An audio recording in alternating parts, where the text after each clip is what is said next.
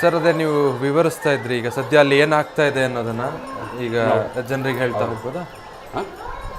ಏನು ನಡೀತಾ ಇದೆ ಸದ್ಯ ಈಗ ಅಲ್ಲಿ ಅಂತ ಕೇಳಿ ಕೇಳಿ ಕೇಳಿ ಹೇಳ್ತಾ ಹೋಗಿ. ಆ ದೃಶ್ಯಗಳು ನೋಡ್ತಾ ನೋಡ್ತಾ ಏನಾಗ್ತಾ ಇದೆ ಅನ್ನೋದನ್ನು ವಿವರಿಸ್ಬೋದಾ? ಸಮಾಜದಲ್ಲಿ ಇರ್ತಕ್ಕಂಥ ಆದಿಶಕ್ತಿ ಬೆಂಗಳೂರಿನ ಶ್ರೀ ಧರ್ಮರಾಯಸ್ವಾಮಿ ದೇವಾಲಯದ ರೂಢಿ ಪದ್ಧತಿಗಳು ನೂರಾರು ವರ್ಷಗಳಿಂದ ಶಾಸ್ತ್ರ ಸಂಪ್ರದಾಯವಾಗಿ ದ್ರೌಪದಿ ದೇವಿಯ ಕರಗಸಕ್ತಿಯೋತ್ಸವ ನಡ್ಕೊಂಡು ಬರ್ತಾ ಇದೆ. ಇದು ಚಾಚು ತಪ್ಪದಿರ ಇವತ್ತವರೆಗೂ ಈ ವರ್ಷದವರೆಗೂ ಒಂದು ವರ್ಷವೂ ತಪ್ಪದೇ ಕರಗಸಕ್ತಿಯೋತ್ಸವ ಮಾಡ್ಕೊಂಡು ಬರ್ತಾ ಇರೋದು ಪದ್ಧತಿನೇ ಇತಿಹಾಸ ಇದೆ. ಈ ಇತಿಹಾಸಕ್ಕೆ ಹಳ್ಳಿಯಿಂದನೂ ಊರುಗಳಿಂದನೂ ಪೇಟೆಗಳಿಂದ ಕೋಮು ದ್ವೇಷ ಇಲ್ದಿರ ಎಲ್ಲ ಸಮುದಾಯದವರು ಆ ದೇವಿಯ ದರ್ಶನ ಮಾಡೋದಕ್ಕೆ ಇವತ್ತೊಂದು ದಿವಸ ಕಾತರವಾಗಿರೋದಕ್ಕೆ ಇಷ್ಟೊಂದು ಜನ ಇದೆ. ವೀರಕುಮಾರ್ ನೋಡಿ, ವೀರಕುಮಾರ್ ಹೇಳ್ಬೇಕಂತಂದರೆ ಪೇಟೆಯಲ್ಲಿ ಇಷ್ಟು ಜನ ವೀರಕುಮಾರ್ ಇಲ್ಲ. ನಮ್ಮ ಅದಕ್ಕೆ ಅಲ್ಪ ಸ್ವಲ್ಪ ಇದೆ, ಯಾಕಂದರೆ ದೂರ ಮನೆಗಳು ಬಿಟ್ಟೋಗಿರೋರು ಇದ್ದಾರೆ. ಆದರೂ ಕೂಡ ನೀಲ್ಸಂದ್ರ ಇರ್ಬೋದು, ಹಲ್ಸೂರು ಇರ್ಬೋದು, ಮಾವಳ್ಳಿ ಇರ್ಬೋದು, SR ನಗರ್ ಇರ್ಬೋದು, ಈ ಥರ ಎಲ್ಲ ಕಡೆಯೂ ಗವಿಪುರ ಎಲ್ಲ ಕಡೆಯಿಂದ ನಮ್ಮವ್ರು ಚದ್ರಿ ಹೋಗಿದ್ದಾರೋ ಅವರೆಲ್ಲರೂ ವೀರಕುಮಾರರು ಇವತ್ತೊಂದು ದಿವಸ ಆ ದೇವಿ ದರ್ಶನಕ್ಕೆ ನೋಡಿ ಭೇದ ಭಾವ ಇಲ್ದಿರ ಭಕ್ತಿಪೂರ್ವಕವಾಗಿ ಆ ಹೂವಿನ ಮಲ್ಲಿಗೆನ ಅರ್ಪಿಸ್ತಾ ಇದ್ದಾರೆ ನೋಡಿ. ಆ ದೇವಿಗೆ ಮಲ್ಲಿಗೆ ಮೊಗ್ಗು ಅಂದರೆ ಇಚ್ಛೆ, ಮಲ್ಲಿಗೆ ಇಚ್ಛೆ. ಅದಕ್ಕಾಗಿ ಮಲ್ಲಿಗೆ ಮೊಗ್ಗನ್ನ ಅವರು ಎಲ್ಲ ಯಾರು ಕುಮಾರು ಬಿಡದಿರ ಆ ದೇವಿಗೆ ಒಂದು ಕಣ್ತುಂಬ ನೋಡಿ ಆ ಮಲ್ಲಿಗೆನ ಭಕ್ತಿಪೂರ್ವಕವಾಗಿ ನಮ್ಮನ್ನು, ನಮ್ಮ ಕುಟುಂಬದವ್ರನ್ನ, ನಮ್ಮ ಮಕ್ಕಳನ್ನ, ನಮ್ಮ ಸಂಸಾರನ, ಸಮಾಜನ ಎಲ್ಲ ಒಳ್ಳೇದು ಮಾಡಪ್ಪ ಅಂತ ಎಲ್ಲರ ಬಾಯಿನಲ್ಲಿ ಗೋವಿಂದ ಗೋವಿಂದ ಗೋವಿಂದ ಅಂತ ಪದದಲ್ಲಿ ಉತ್ಪತ್ತಿಯಾಗಿ ಜನಗಳಿಗೆ ಇದು ಮುಟ್ಟಿಸ್ತಾರೆ. ಈ ಮುಟ್ಟಿಸೋ ವಿಚಾರದಲ್ಲಿ ಅದೇ ಥರದಲ್ಲಿ ಅಲ್ಲಲ್ಲೋ ಡಿಹಿ ಅಂತ ವೀರಕುಮಾರ್ ಹೊಡ್ಕೊಳ್ತಾರೆ. ಏನಕ್ಕೆ? ಆ ಯಮ್ಮಂಗೆ ಶಾಂತಿಯಾಗಿ ಬಾ ನಾವಿದ್ದೀರಿ ಅಂತ ವೀರಕುಮಾರು ಆ ದೇವಿಗೆ ಅಲ್ಲಿ ಸಾಕ್ಷಿಯ ರೂಪದಲ್ಲಿದ್ದಾರೆ. ಅವಾಗ ದೇವ್ರಿಗೇನಾಗುತ್ತೆ, ನನ್ನ ಮುಂದೆ ಇಷ್ಟೊಂದು ಹೊಡ್ಕೊಳ್ತಾ ಇದ್ದಾರಲ್ಲ, ಹೆಂಗೆ ಇದು ಅಂತ ಅಂದ್ಬಿಟ್ಟು ಆ ದೇವಿಗೂ ಗೊತ್ತಾಗ್ತದೆ. ಅವಾಗ ದೇವಿ ಶಾಂತಿ ರೂಪಕ್ಕೆ ಬರ್ತಾರೆ. ಶಾಂತಿ ರೂಪದಿಂದ ಎಲ್ಲ ಜಾಗದಲ್ಲಿ ಹಂಗೆ ಬರ್ತಾರೆ, ಹಂಗೆ ನಡೀತಾ ಇರ್ತದೆ. ಪೇಟೆಗಳಿಗೂ ಹೋಗೋವಾಗ, ಗಲ್ಲಿ ಹೋಗುವಾಗ ಇದೇ ಜನ ಇರ್ತಾರೆ. ಮೊದಲು ಏನು ಜನ ಇದ್ದಾರೋ ನೋಡಿ, ಬಿಡಿ ಜನ ಒಬ್ಬರೂ ಇಲ್ಲ ಮಧ್ಯಭಾಗದಲ್ಲಿ, ಎಲ್ಲ ವೀರಕುಮಾರರೇ ಇದ್ದಾರೆ. ಈ ವೀರಕುಮಾರರೇ ಇದ್ದಾರೆ. ಪದ್ಧತಿ ಪ್ರಕಾರವಾಗಿ ಏನೇ ಇರಲಿ, ಯಾರೇ ಚೀಫ್ ಗೆಸ್ಟ್ ಇರಲಿ, ಎಷ್ಟೇ ಜನ ಇರಲಿ, ಎಷ್ಟೇ ದೊಡ್ಡವರೇ ಇರಲಿ, ಏನೇ ಇರಲಿ ಅವ್ರಿಗೆ ಗೌರವ ಕೊಡ್ತಾರೆ. ಆದರೆ ನಮ್ಮ ಇತಿಹಾಸದ ಪುರಾಣದಲ್ಲಿ ಹೇಳೋ ಥರದಲ್ಲಿ ಧರ್ಮರಾಯಸ್ವಾಮಿ ದೇವಸ್ಥಾನದ ಗರ್ಭಗುಡಿ ಬಿಟ್ಟಾದಮೇಲೆ ಆ ದೊಡ್ಡ ರಥಕ್ಕೆ ಹೋಗ್ತಾರೆ. ಆ ದೊಡ್ಡ ರಥನ 3 ಬಾರಿ ಸುತ್ತುತ್ತಾರೆ. 3 ಬಾರಿ ಸುತ್ತಿದ ಮೇಲೆ ಪದ್ಧತಿಗೆ ಅದು ದೇವಸ್ಥಾನದ ಪದ್ಧತಿ ಕಾರ್ಯಕಲಾಪನ ಮಾಡಿದ್ದೀರಿ ಅನ್ನೋದು ಆ ದೇವಿಗೆ ಅರ್ಪಣೆ. ವೀರಕುಮಾರಗಳಿಗೂ ಅದಕ್ಕೆ ಒಂದು ಅವಕಾಶ ನೋಡೋದಕ್ಕೆ, ಮಾಡೋದಕ್ಕೆ. ಇದನ್ನು ಮುಂದಕ್ಕೆ ಜಾಗ ಹೋಗೋದಕ್ಕೆ ಅವ್ರಿಗೆ ಅವಕಾಶ ಆಗುತ್ತೆ. ನೋಡಿದ್ದೀನಿ, ಕಣ್ತುಂಬ ನಾನು ನೋಡಿದ್ದೀನಿ, ನನಗೆ ಆಸೆ ತೀರ್ತು, ದರ್ಶನ ಆಯಿತು ಅನ್ನೋದು ಆ ಯಮ್ಮನ್ನು ಯಾವ ರೀತಿ ನೊಂದು ಬೆಂದು ಒಳ್ಳೆ ಉಪಯೋಗ ಆನಂದ ರೂಪದಿಂದ ಎಲ್ಲ ರೂಪದಲ್ಲೂ ಈ ಸಮಯದಲ್ಲಿ ಅಮ್ಮ ನಾನು ನೋಡ್ಬಿಟ್ಟೆ, ನಾನು ಇಷ್ಟೊತ್ತವರೆಗೂ ಏನು ಹೆಂಗೆ ಇನ್ನೂ ಬಂದಿಲ್ಲ ಅಂತ ಅನ್ನೋರೆಲ್ಲ ನೋಡಿದ ತಕ್ಷಣ ಕಣ್ಣು ತುಂಬಿಡ್ತಾರೆ. ಇವಾಗ ನೋಡಿ, ಇವಾಗ ನಾಟ್ಯ ಆಡಿಸ್ತಾರೆ. ದೇವನ್ನ ಗಂಟೆ ಪೂಜಾರಿನವರು ಆ ಯಮ್ಮನ ಮೇಲೆ ನಾಟ್ಯ ಆಡಿಸ್ತಾರೆ. ನಾಟ್ಯ ಆಡಿಸಿದಾಗ ಅದನ್ನು ಪದ ಕೇಳಬೇಕು. ಆ ಯಮ್ಮನ್ನ ಒಂದೊಂದು ವಿಚಾರದಲ್ಲಿ ವರ್ಣಿಸ್ತಾರೆ ಅಂತಂದರೆ ಆ ದೇವಿಗೆ ಆನಂದ ರೂಪ ಆಗಬೇಕು. ಆ ರೀತಿಯಾಗಿ ವರ್ಣಿಸಿದಾಗ ಆ ಯಮ್ಮನಿಗೆ ಶಾಂತಿ ಸಿಗುತ್ತೆ. ಶಾಂತಿ, ನೆಮ್ಮದಿ, ತೃಪ್ತಿ, ತಾಳ್ಮೆ ಎಲ್ಲನೂ ಸಿಗುತ್ತೆ. ಅದು ನಾದ ಈ ಗಂಟಾ ಪೂಜಾರಿ ವಂಶದಲ್ಲೇ ಇರೋದು. ಅದು ಅವರು ಕಲ್ತಿರೋದು ಪುರಾತನದಿಂದನೂ ಇದೆ. ಅದು ಬಂದ್ಬಿಟ್ಟು ತಮಿಳುನಾಡಿನಲ್ಲಿ ಮಾತ್ರ ಬುಕ್ ಅದು ಸಿಕ್ಕಿರೋದು. ಯಾವುದು ಆ ನಾದಗಳೆಲ್ಲ ನಮ್ಮ ಕನ್ನಡದಲ್ಲಿ ಆ ನಾದ ಬರಲ್ಲ. ಆ ರೀತಿ ಕೊರವಂಜಿ ಹಾಡು ಅದು. ಆ ಕೊರವಂಜಿ ಹಾಡನ್ನ ಹಾಡಿಕೊಂಡು ಅರವು ಭಾಷೆಯಲ್ಲಿದೆ, ನಮ್ಮ ಮಾತೃಭಾಷೆ ಅದರಲ್ಲಿ ಬರ್ತದೆ. ಕುಲಕ್ಷತ್ರಿಯ ನನ್ನ ಮಾತೃಭಾಷೆಯಲ್ಲಿದೆ. ಅದರಲ್ಲಿ ಬಂದವಾಗ ಇಲ್ಲಿ 3 ಸುತ್ತ ಆದಮೇಲೆ ಆಮೇಲೆ ಚೀಫ್ ಗೆಸ್ಟ್ಗಳು ಯಾರಿದ್ದಾರೋ ಅವ್ರಿಗೋಗಿ ನಿಂಬೆಹಣ್ಣುಗಳೆಲ್ಲ ಕೊಟ್ಟು ನೋಡಿ ಆಚೆ ಬಂತು. ಗೇಟ್ ಬಿಚ್ಚಿ ಆಚೆ ಬಂತು. ಇವಾಗ ಗೇಟ್ ಬಿಚ್ಚು ಇವಾಗ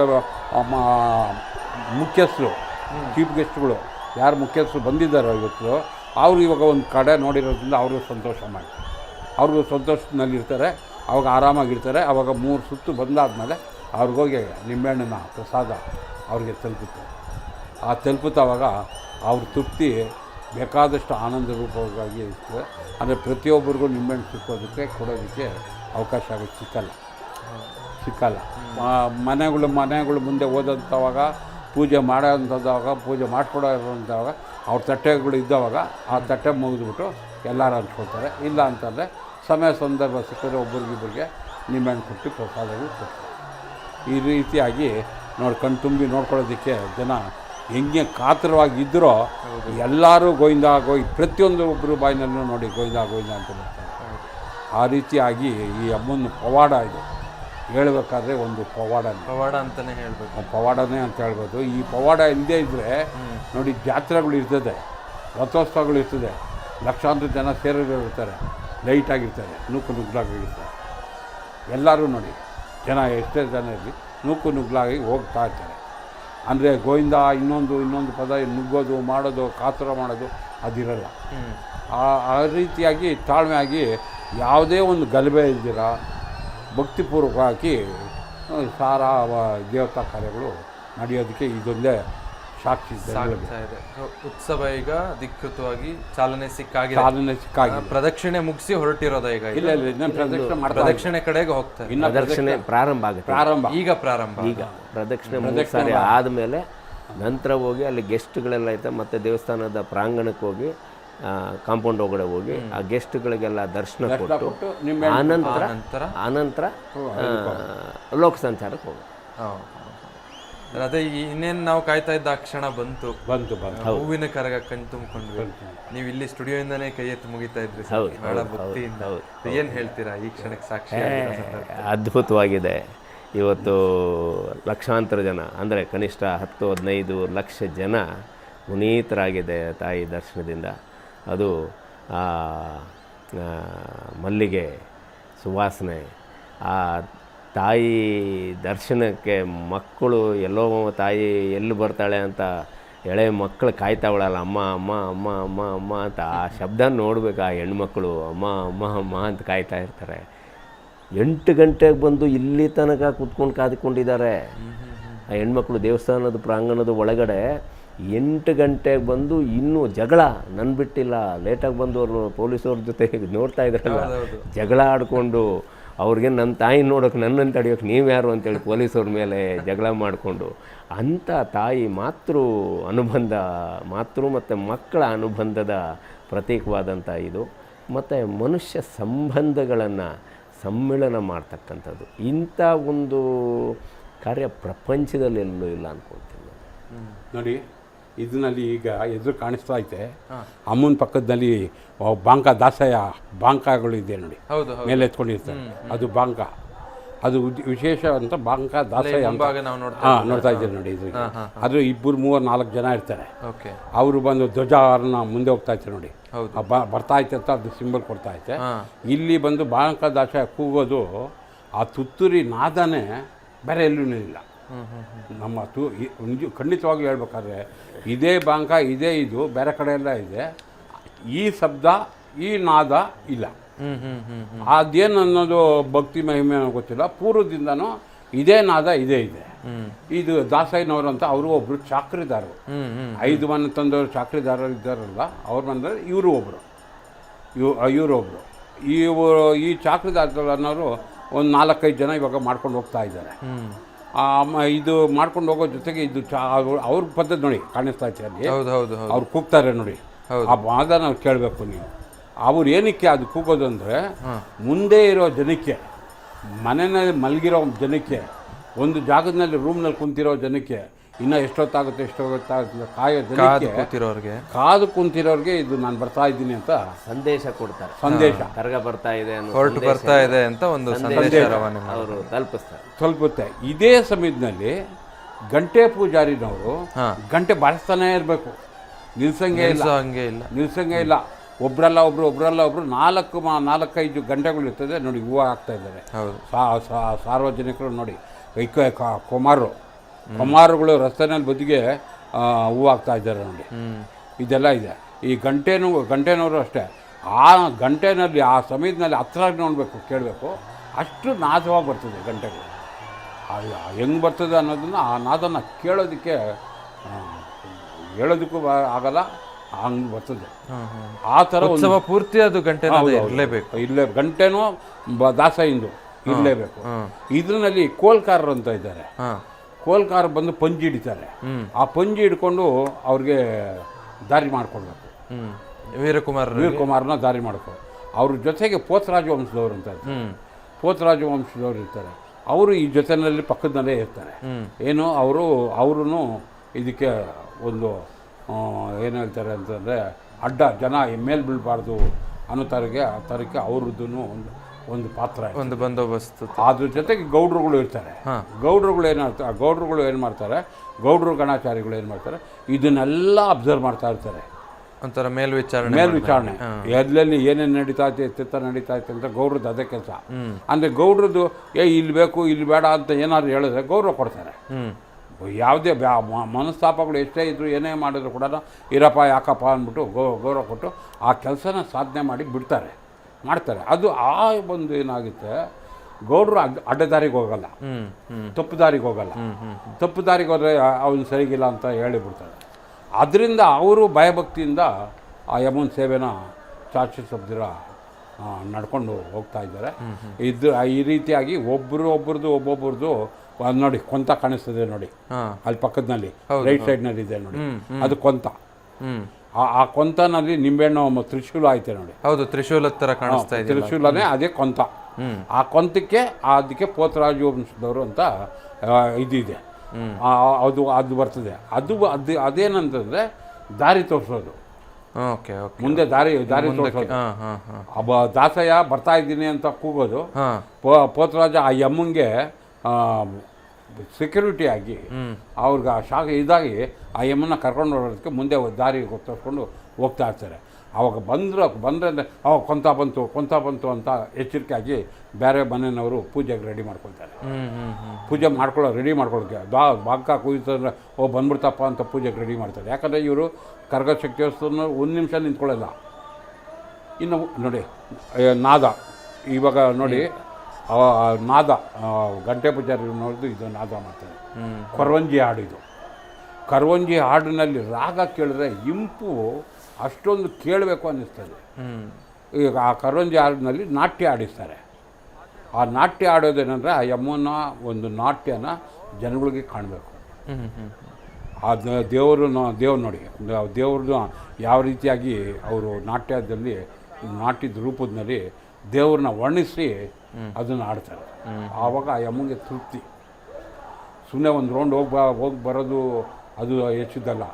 ಇದು ಒಂದು ಇರಬೇಕು ಕಲೆ ಅಂದರೆ ಭಕ್ತಿ. ಹೌದು, ಈ ಭಕ್ತಿ ಇದ್ದವಾಗ ನಾನು ಸರ್ವಿಸ್ನಲ್ಲಿ ನಾನು ಮಾಡಿದೆ, ನಂದೊಂದು ಸೇವೆ ಆಯಿತು, ಜನಗಳಿಗೆ ಒಂದು ದರ್ಶನ ಕೊಟ್ಟೆ, ಅದು ಒಂದು ಗೌರವಾನ್ವಿತವಾದಂಥ ಪದ ಅವ್ರಿಗೆ ಸಿಗ್ತದೆ ಆ ಪೂಜಾರಿಗಳಿಗೆ. ಅಚ್ಚುಕಟ್ಟಾಗಿ ಈ ಸಾರಿನೂ ಈ ಕರಗ ಸತ್ಯೋತ್ಸವದಲ್ಲಿ ಗರ್ಭಗುಡಿನಲ್ಲಿ ನನ್ನ ಪ್ರಕಾರವಾಗಿ ನನ್ನ 60 ವರ್ಷದ ಅನುಭವದಲ್ಲಿ ಅಚ್ಚುಕಟ್ಟಾಗಿ ಇದು ಮಿಷಿನಲ್ಲಿ ಕಟ್ ಮಾಡ್ದಂಗೆ ಆ ರೀತಿಯಾಗಿ ಮಾಡಿದ್ದಾರೆ. ಚೆಂದಾಗಿ ಮಾಡಿದ್ದಾರೆ. ಅವ್ರಿಗೆಲ್ಲ ಎಷ್ಟು ಧನ್ಯವಾದಗಳು ಹೇಳಿದ್ರು ಈ ಸಾರಿ ಸಾಲದು. ಕರಗದ ಜೋಡಣೆ ನಾನು ಇಷ್ಟು ವರ್ಷ ನೋಡಿರೋದ್ರಲ್ಲಿ ನಿಜವಾಗಲೂ ಅದ್ಭುತವಾಗಿ ಪ್ರಯತ್ನ ಮಾಡಿದ್ದಾರೆ. ಎಲ್ಲ ಒಂದೇ ಸಾರಿ ಬರೋಲ್ಲ. ಅದು ಸಾಧಾರಣವಾಗಿ ಆ ಯಮ್ಮನ ವರ್ಣಿಸೋಕ್ಕಾಗಕ್ಕಿಲ್ಲ.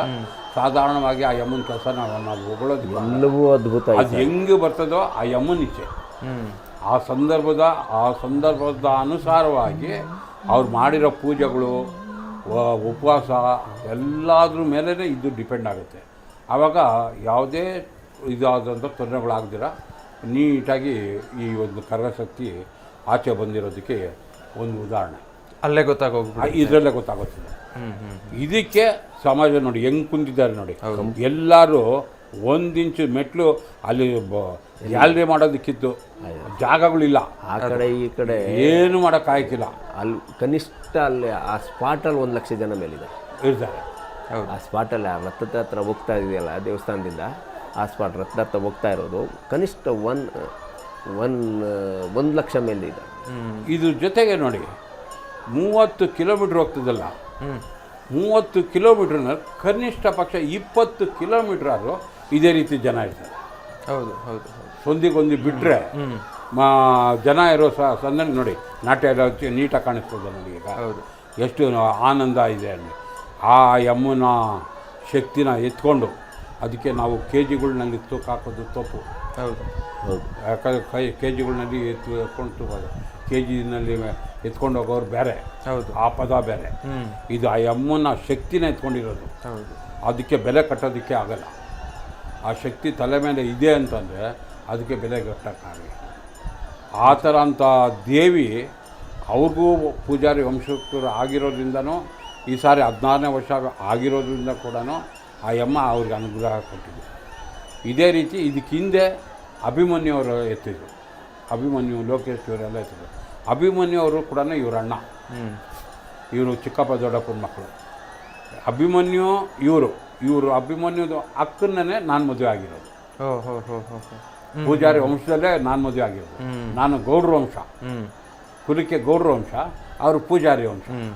ಎರಡೂ ವಂಶ ಇದೆಯಲ್ಲ, ಓಕೆ, ಒಂದು ಇದು ಇತಿಹಾಸದ ಒಂದು ಚುಕ್ಕೆ, ಅದ್ಭುತ ಅನುಬಂಧ. ಆ ರೀತಿಯಾಗಿ ಇವರು ಮುತ್ತಾತ ವಂಶಿಕರು. ಅರ್ಜುನ ಪಾಪಣ್ಣ ಅಂತ ಪೇಟೆನಲ್ಲಿ ಗಲ್ಲಿನೂ ಇದೆ. ಆ ಗಲ್ಲಿನಲ್ಲಿ ಇವರು ವಾಸ ಇದ್ರು. ಅವಾಗ ನಮಗೆ ಗೌಡ್ರು ಗಲ್ಲಿ ಅಂತ ಮನೆ ಇದೆ. ಹಂಗೆ ಇದೆಲ್ಲ ಒಂದು ಇತಿಹಾಸ. ಇದೆಲ್ಲವೂ ಕೂಡ ಇತಿಹಾಸ. ನೀವು ಹೇಳ್ದಾಗೆ ನೋಡಿ, ಸಾವಿರಾರು ಜನ ಅಲ್ಲಿ ಸೇರಿದ್ದಾರೆ. ಈಗಷ್ಟೇ ದೇವಸ್ಥಾನದಿಂದ ಅದು ಹೊರಟು ಬಂದು ಪ್ರದಕ್ಷಿಣೆ ಕಡೆ ಸಾಗ್ತಾ ಇದೆ ಅಂತ ನಾವೀಗಷ್ಟೇ ತಿಳ್ಕೊಂಡ್ವಿ. ನೋಡೋಣ, ಅಲ್ಲಿನ ಒಂದಷ್ಟು ದೃಶ್ಯಗಳನ್ನು ಈಗ ಕಣ್ಣು ಹಾಯಿಸೋಣ.